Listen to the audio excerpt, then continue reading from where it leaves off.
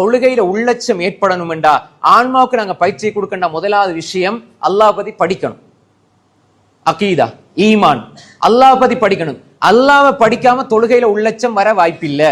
நான் சொல்ற அந்த பாயிண்ட்ஸை நல்லா எடுத்துக்கொள்ளுங்க, நல்ல மனசுல சிந்தனையோடு எடுத்துக்கொள்ளுங்க.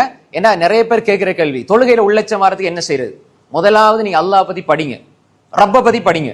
ரப்ப படிக்க படிக்க படிக்க ஃபஅலம் அன்னஹு லா இலாஹ இல்லல்லாஹ் வல்லாஹு அல்லதி லா இலாஹ இல்லாஹு ஆலிமுல் கைபி வஷ்ஷஹாதா ஹுவர் ரஹ்மானுர் ரஹீம். சூரா அல் ஹஷ்ர் கடைசி வசனங்கள் எடுத்து பாருங்க.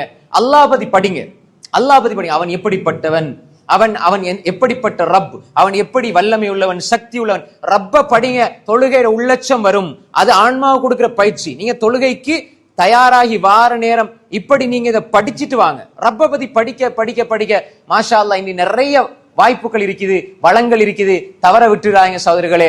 ரப்ப பத்தி படிங்க.